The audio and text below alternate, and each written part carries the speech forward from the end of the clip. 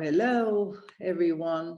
And let's see what is happening today. We are talking about an AST3 competition, isn't that? Right. So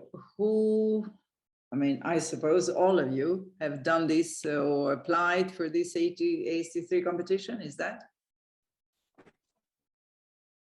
Kind of? Yeah.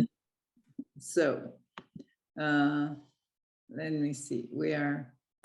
I have to respond to this knocking at the door, and then when they are all in, then we'll probably go, how to say, do the job. So for the moment, you have some minutes to think about what are the questions that you want to ask me, obviously. I prefer to respond to questions instead of just inventing myself what to say. And not to mention that I have a feeling that, I'm much more useful if I do respond to what your questions are. So let's see, do we still have? Now, you could start. Yes, before going there, I am preparing, as you know, right? Now in the 22nd of November will be the last competition that they are going to publish before a kind of time of pause, because they are now getting to another organization, another, testing in the competitions. Are you aware of that? Yes, no? Okay, so good. So you have to check on EPSO. They just said it. And why is that important? Because the new testing will be done with European policies knowledge, right? And therefore, for the ones who are not knowledgeable in these policies, might be a good idea to refresh your knowledge. Now, either you refresh your knowledge by sitting down and learning by yourself, or you do, let's say, take a training, take a preparatory whatever, either online or in person, or talk with colleagues that are knowledgeable. Anyway, start already, preempt, right? Anticipate this change that they proposed. Let me run, I think I have it somewhere. So I will tell you what exactly was. Okay, so our last competition, so this is on the EPSO website. Our last competition in 2022 will be published on the 17th of November, right? Okay, so that means yesterday. In view of the new competition model being developed by EPSO, the 2023 competition cycle will be launched in May, right? And we will keep you informed of the details, and then obviously you can continue to consult the EU job opportunities on our website. Now, here they didn't say specifically about the EU policies, but this was coming from another message. And that's why I would say, whether you are knowledgeable or not, it would be a good idea to use this time to revise policies, because obviously it's a heavy task, it's a lot to revise, so you should get into the revision mode. Now, I'm just thinking to myself that probably I should propose a masterclass on how to revise. I think that will be useful for, everybody. Until now, I was proposing these revision master classes for the specific competitions, like 85 laws or external relations or DevCo cooperation or so. So I did that, but I did not do it in general, whilst apparently now we are moving from these, how I say, testing on the policies from the specific competencies into general competencies, right? Like a condition sine qua non. So I would say might be a good idea. So if you want to write me a message to say, look, I'm interested in, and then obviously if I have your, how would I call that, incentive, I could certainly propose a masterclass for the revision of EU policies. Make sense what I'm saying? Yes. Hello. Good. So I would like to have that. Write me a message, an email saying, look, I'm interested in this kind of revision masterclass. And then obviously I will start to introduce it probably not in December, but probably from January onwards. So then I could, how to say, help you to think about how to revise, and then hopefully to get you, how to say that, courage and impetus into the revision process. Good. So what else? What else? Again, something like a general considerations, right? Before going into your AST3. A general consideration is that an AST3 competition, a lot of clients that have, you know, a bachelor and master and PhDs, they go for an AST3 competition, right? And then you will say, so that is the question, do I go for an AST3 competition? Now, my, how would I call that? My point of view, right? My understanding of it is that you can use an AST3 competition as a stepping stone, right? Which means you go there, you try to see how an EPSO competition looks like, what exactly it implies. And therefore, it's not necessarily that you do an AST3 and then you stay there, and therefore you could continue next time with an 85, an 86, an 80-10, whatever. But you use it as a training ground, right? So it's important to have that understanding, or let's say that perception on a competition, on an AST3 competition, that is a training for you. And in that respect, I would say is useful. Now, sometimes if you go for an AST3, you could even not only use it as a training ground, but you could even accept the job and go for an AST3 position. Now, is that right?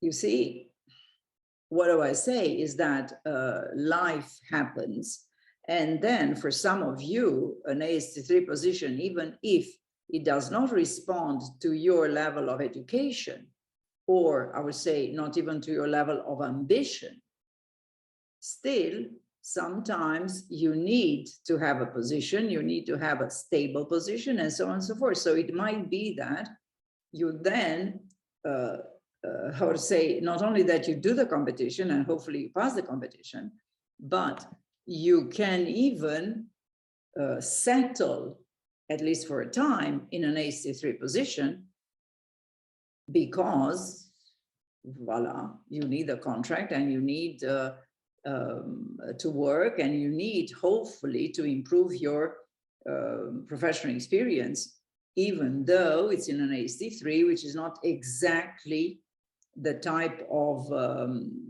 experience that you would like for yourself, or the type of experience that you would, how you say, would like to settle to finally. Makes sense? So you could look at it as from two perspectives, from two angles. One as only a training, and then you say, no, I'm not going to take an AST3 because whatever, it's not enough responsibility, it's not enough smart enough for me, it's not whatever, complex enough for me, it's boring, whatever.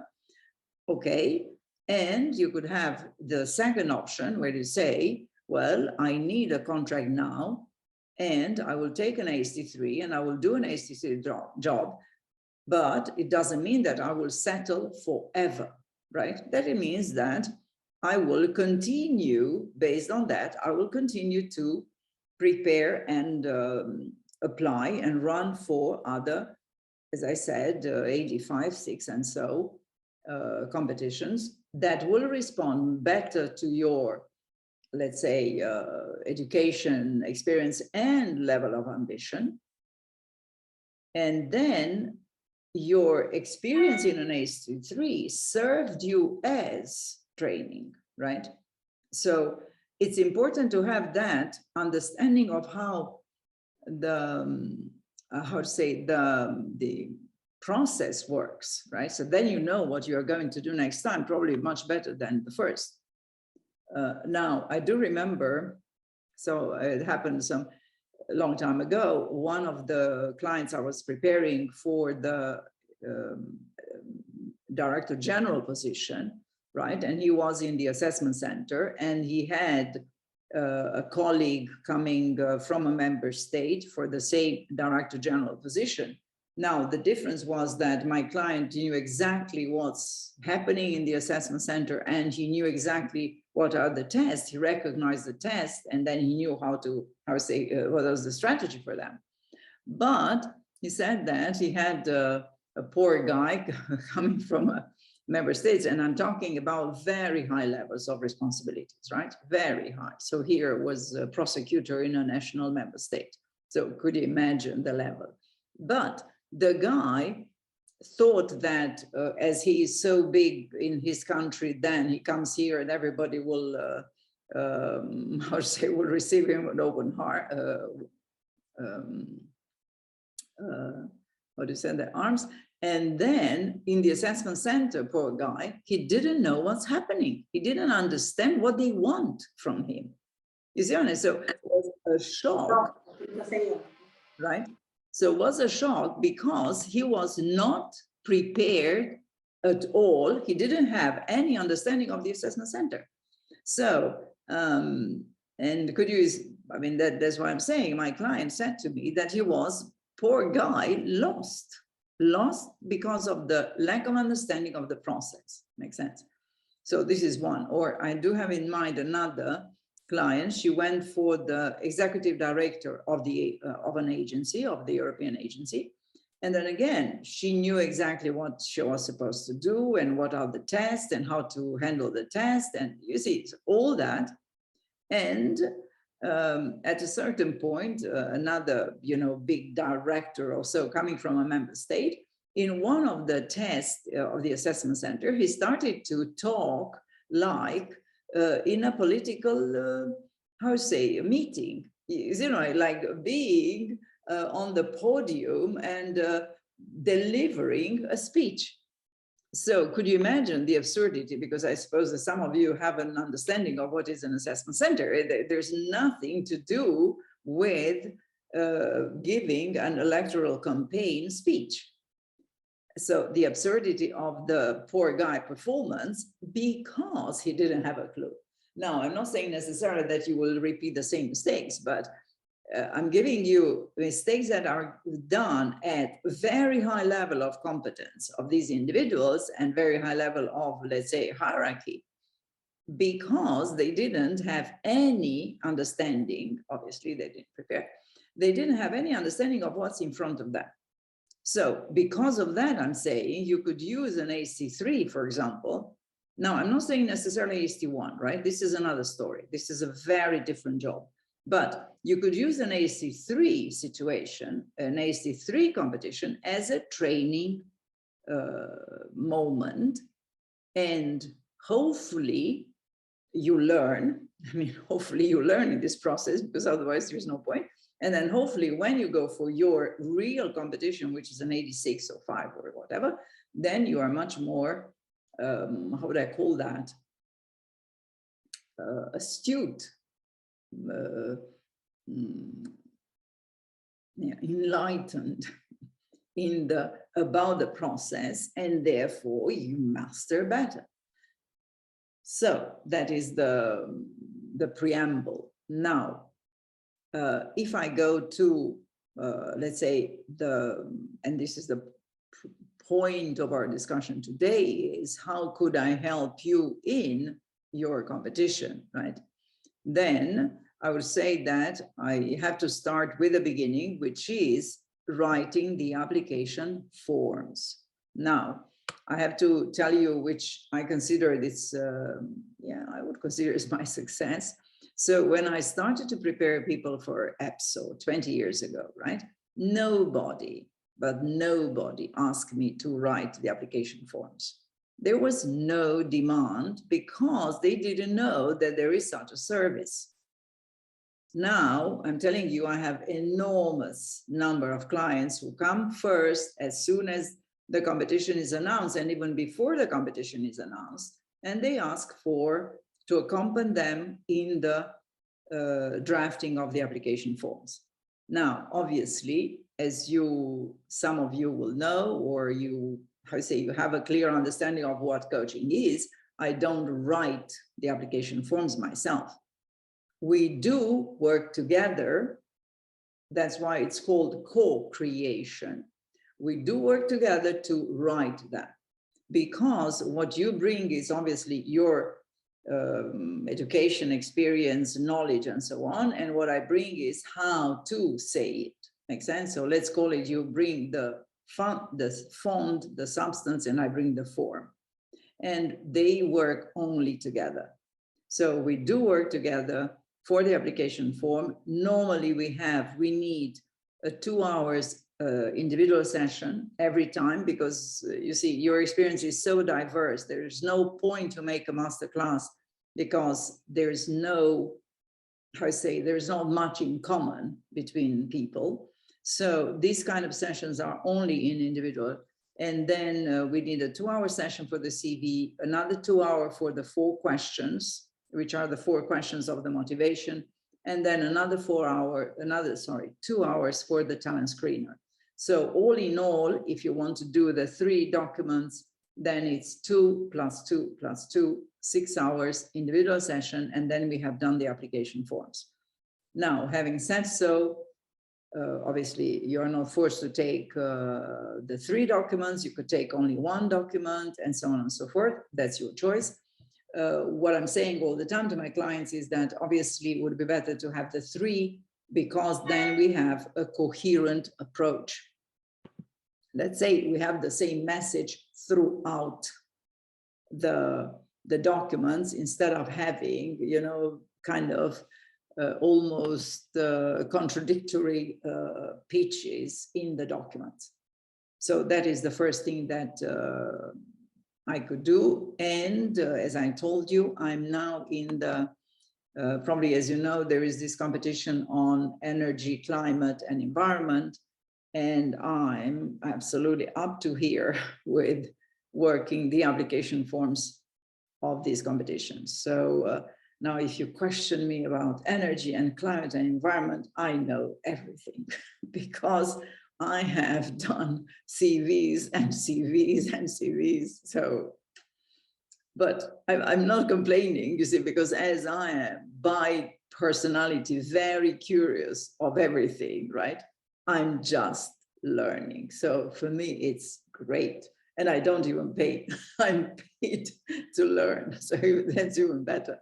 So I was doing just before your session, the CV of a client who worked in forestry management. And the question I asked him, what is the difference between forestry management and silviculture? Huh? And now if I ask you, you don't know. And I know. Forestry management is you manage what is there, right? Whatever is there in the forest, you manage, right? Whilst silviculture, you cultivate forest. That means probably you plant them. So you see the difference is that here in the silviculture, you are much more active in the sense of you do plant and then obviously you manage after. Whilst in forestry management, you don't necessarily plant, you might. But the concept is that you manage what is there. So the focus is not as much on the culture as on the management, where the culture could be a part of it. You see, so now I know the difference, and I'm very happy about that. Now, there are some things that I would not necessarily learn so quickly, because I was doing a CV on energy. And now I'm telling you, when you talk about the trade of petrol and other products, gosh, that's heavy. But I don't necessarily need to replace my clients in their domain of expertise, so it doesn't matter. I don't need to know everything, but at least I love to understand what's there, what's in that domain. So right, so let's come back to our stories, and we say the first is the application form. Now, you will ask me, so why do I need, because obviously this is a question, the jury doesn't check the CV, the jury doesn't check the 4 questions, why do I need to do them? Well, my understanding is that they are useful, right? They are useful to have high quality material, because it might be that they will have just have a glance on it, or at a certain point they will check, or at a certain point they will compare the talent screener, which is obviously the fundamental piece, with a CV.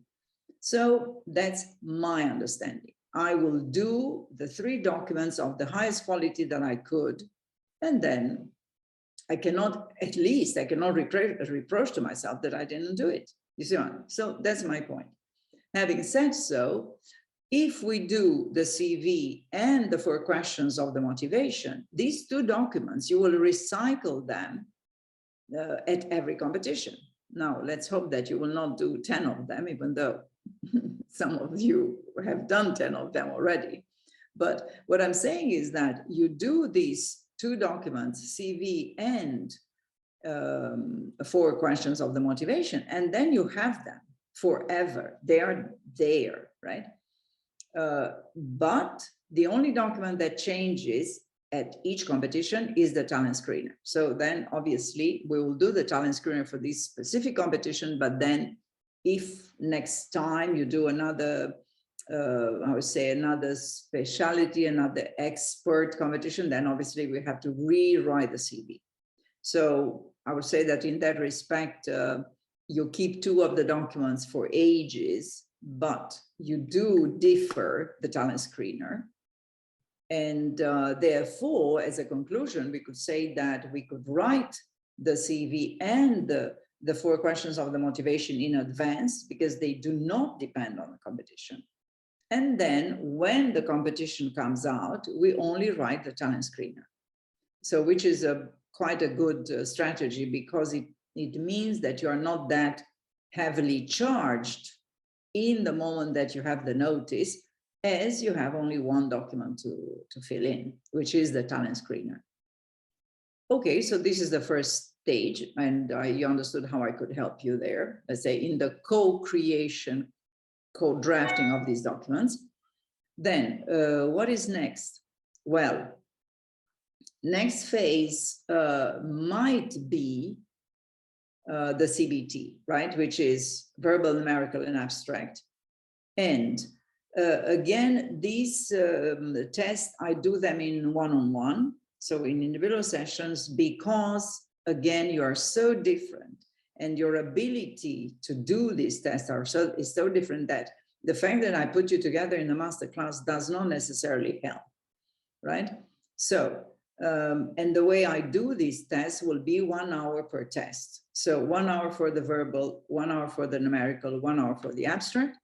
Now, again, as usual, you could take 1 hour or 2 or 3, that depends on your needs, depends on your scores, right? So you say, I need more there than there. So this morning, for example, I had a girl, a client, she came for the verbal reasoning because she said that her scores in numerical and abstract, they are quite good, but she doesn't get, I think that she got something like 1/3 of the points. That means 7 out of 20 in the verb, right? Now, you understand that, I say, it's almost absurd, right? It's like 7 out of 20 is like, I'm talking to you now, and you get only 1/3 of my messages. it's kind of impossible, right? You cannot do a communication, you cannot sustain a discussion when you only get 1/3 of the messages. So, and this is what I said to her, can't be true, right? You cannot function in the society with 1/3 of the messages captured, which means that what the problem I see is that you have a bad method, or you don't have a method for the verbal reasoning. And so this is what we have done in 1 hour session. And I think we have done, I don't know, 3-4 exercises then together, and she got 4 out of 4. Everything, because we had 100% result. And for God's sake, how is that? In 1 hour, you know, she was like, oh, how is that? I came with 7 out of 20, and now I'm at 4 out of 4, which means 100%, right? So she came with the 30, let's say 35, 40%, and then in 1 hour, she got 100%. Now, so that's the difference, and that's why, as I said, you need individual session to be sure that I'm listening to your need. And I do not necessarily give you a general approach, because there's no need for general, there's no for very particular, very personalized, if you want. Yeah, I would say, yeah, it's very individualized, customized approach. What is that you need? And then if I got that right, then you will leave the session with 100% scores, which is not so bad, right? After 1 hour. So these are the verbal, numerical, and abstract. Then sometimes you have an MCQ in the domain of competence, right? MCQ in the domain of competence. And this is the, I would say, again, a moment where I could help you by, I would say, helping you to think your revision. Now, when you have an exam like an MCQ in the domain of competence, the problem is that your domain of competence is so wide. Each and every domain of competence is wide, right? There is no something like a very straight domain of competence. Even if it's a niche, it's still a lot in. Which means that in order to revise, you kind of don't know where to start.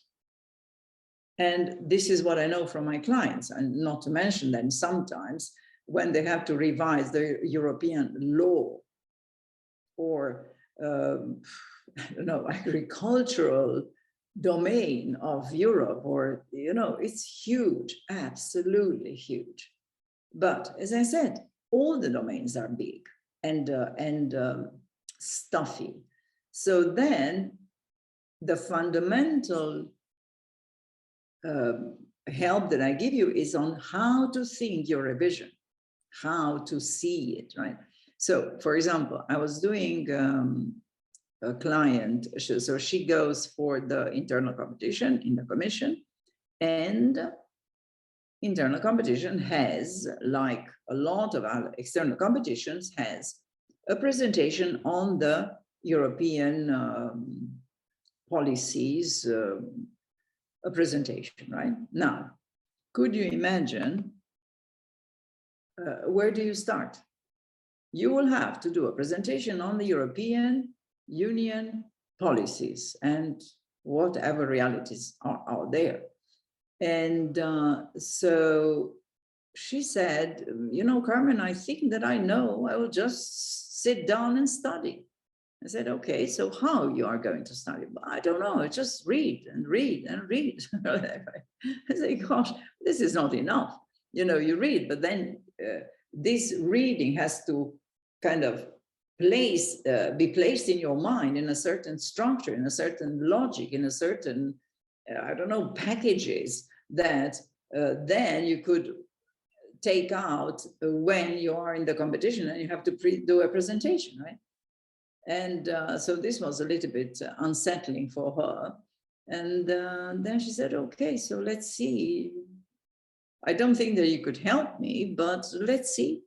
Okay, we had the session and I reorganized her logic of the revision and how to revise and how to make the fiches and what are the subjects and these kind of things. And at the end of the session, she said, I did not believe in that before, I would say, seeing it, I did not believe that there is something that you could do for me in that. And there is a huge thing that you have done for me. So you see, that is the point where you would say, well, there's nothing to do about the revision, just sit down and study. Well, no, you have to have a method, you have to have how you organize your knowledge, how you organize your, let's say, the memorization of this knowledge, because you have to take it out and to do a presentation. And if that information is not well structured in your brain, well, I'm afraid that when you go there, it will not come out in the right manner, or will not come out at all. So that is for the revision, which I call MCQ in the domain of competence. Now, as I said, when I started this talk, apparently next year in 2023, with the new system of EPSO, they will have these tests in the European policies, which means that the revision will be part of each and every exam.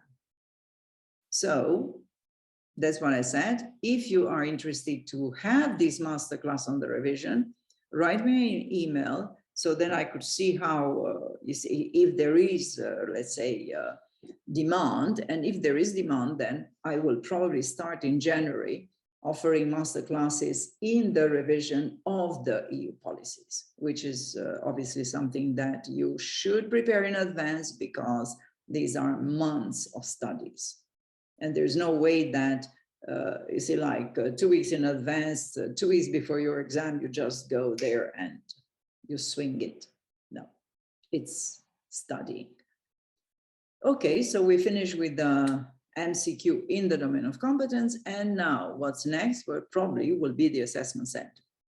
Now, let me start from the beginning. How I see, let's say, the optimal preparation for the assessment centers, I would say they're in 3 layers, right? Or 3 stages. Now, the first is that you find a lot of master classes, recordings of the master classes on the website, which means that if you take the master class of what is your need, like case study, for example, then you could play it again and again until you say, okay, I learned, I know what's there. I know how to say your method, I understood how to, okay, so you learn that. So for me, that will be the first stage of the preparation. Then I would say the second will be the masterclass itself. Why? Because if you have done your preparation by, how to say, by learning from the recording, then when you come in the masterclass, you are informed, you are aware, right? So certainly your participations will be much more active and what I call that, more conscious, right? Much more aware of what's happening there. You will get obviously in dialogue with me in a much stronger manner. And therefore, during the masterclass, you could ask all the questions that you have. And in this way, certainly you clarify the whole process and the protocol and the preparation and whatever questions you have, which means that if you have done a strong basis of learning from the recording and now you clarified in the masterclass, I would say that now certainly you know how to practice, which is obviously the purpose. So now you go into the practice. And then comes the level number 3 of preparation, or the stage number 3, which is, if you want, you take individual sessions. And then in the individual session, then obviously you bring along, for example, case studies that you have done, or you bring along your preparation for the interviews or so on. And then we go together through it in a very systematic manner. I would say quite thorough, quite meticulous, so that, let's put it like this, we do not leave any stone, how to say, what do you call that? Unturned or something like that, I think is the expression, which is we do check everything, we do analyze everything. So once we do that in the individual session, I'm telling you, the exam itself, I'm not saying it's easy, but it's very manageable. You know what you're doing.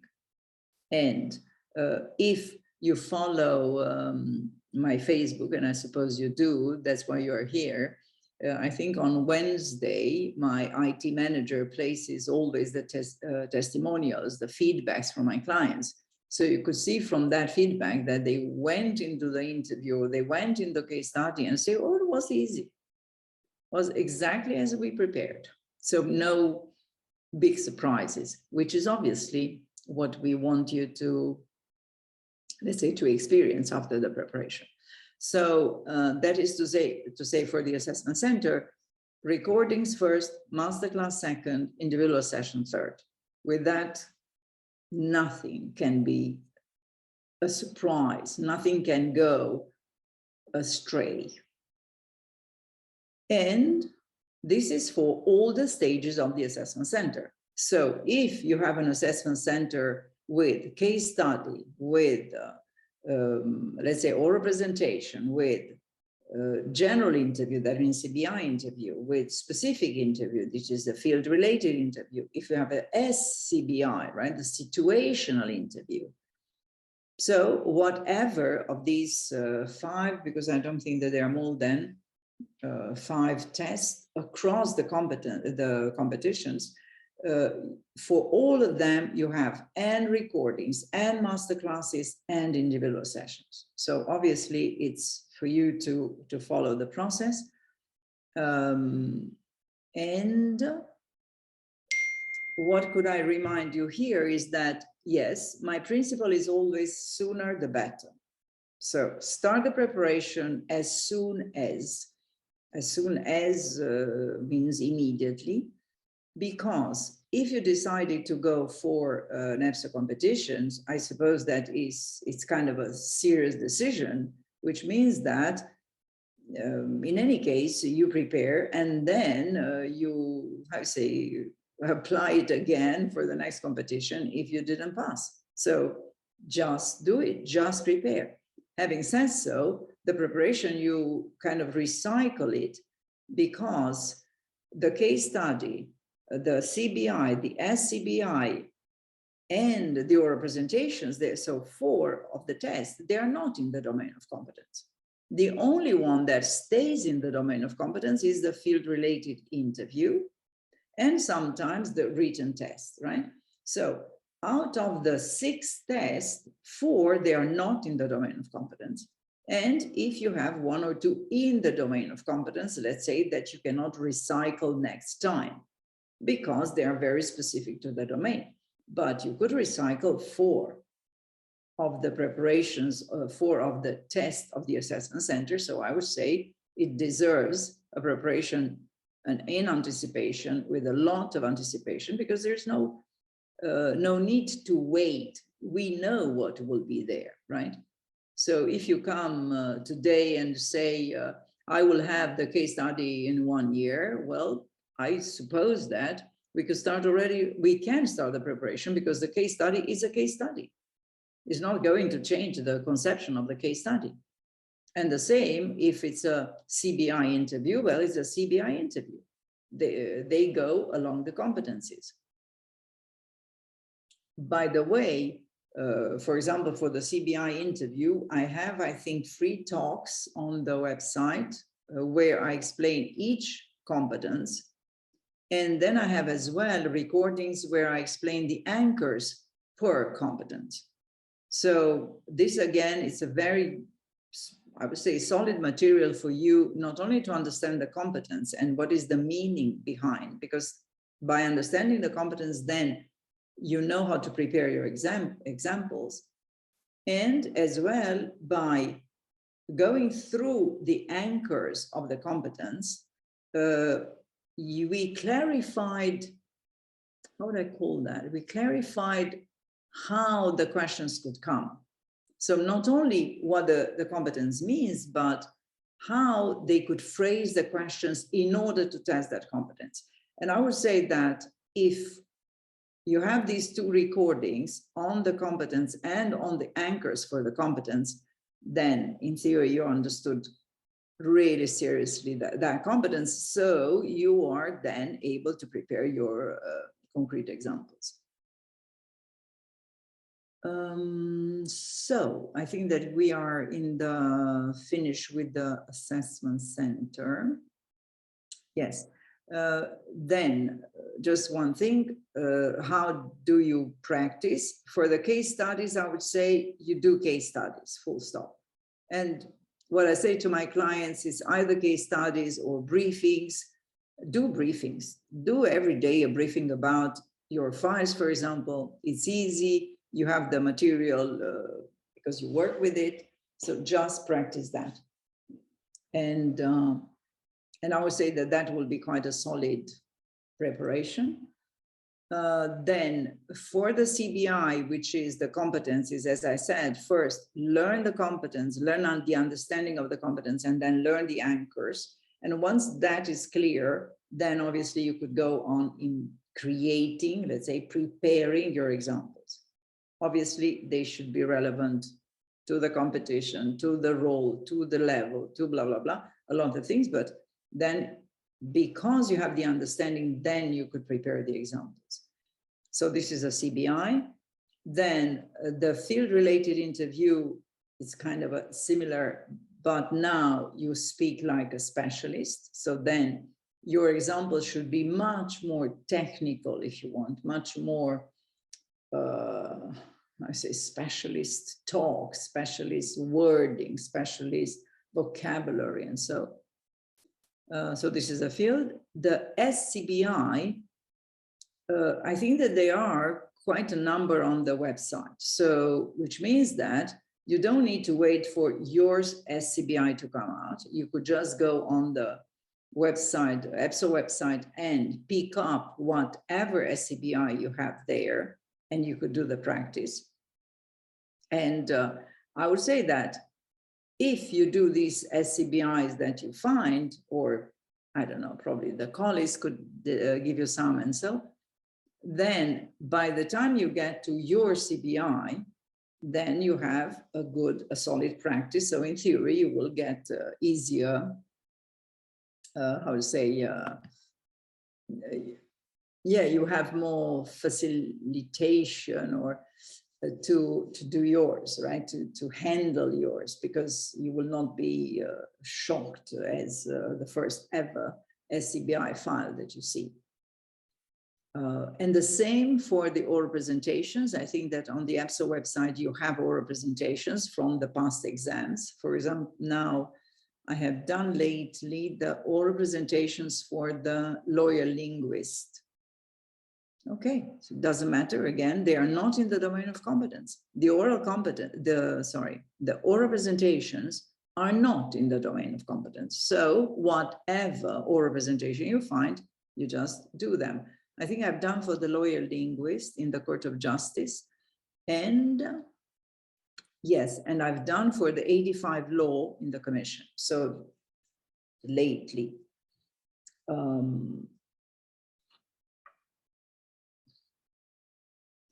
And if I go to the written test, which is kind of more rare than the case study, then the explanation of the written test will be much more, it resembles much more a briefing in your domain of competence. So that's why I said, if you do briefings in your domain of competence, in your files at work, then this is a great practice for the written test. But you need to do the revision as well, because in theory, when we have a written test, you need to show off like knowledge in the field. So in order to be able to show off during your written test, you have to do a revision. So here, I would say that the preparation is not only the briefings in your domain of competence, which is the ultimate form, but before writing the briefings, you have to be able to, not to be able to, but to revise. You have to be able to know, to have that revision done, and therefore, when you approach the briefing in the domain of competence, you will sound like an expert. Whilst if not, the risk is that you are too general or you don't use the specific vocabulary and so on. So it doesn't really come across as a specialist talking. Well, I think that we are at the end of our talk. I don't see any questions, my dear. So it means that you don't have questions because everything is clear, which is good. So if so, right, what I'm telling you, well, let me see, what do I have next week, just to be sure that I remind you. Yes, next week on Friday, we have the coaching. Alessandra, I say, do you know anything about AST social media? What exactly do you mean if I know anything? Yes, I have some clients that I prepared on the AST social media. But what exactly do you mean by? I don't think I have more information than the one that is on the EPSO website. So in that respect, I cannot help you with more inside information, right? The only thing what I say is that, yes, I prepare clients for the AST social media competition. So I had already clients in private coming for this competition. So what I was saying is that next week, it's a Friday, the last session of the month, and that is the group coaching. So obviously come, numerous and ask me questions because, as you know, next week, I mean, in the session, in the group coaching of the last session of the month, I'm not delivering a presentation, I'm asking, or say, I'm responding all the questions. So please prepare the questions in advance and then meet you next Friday. Good.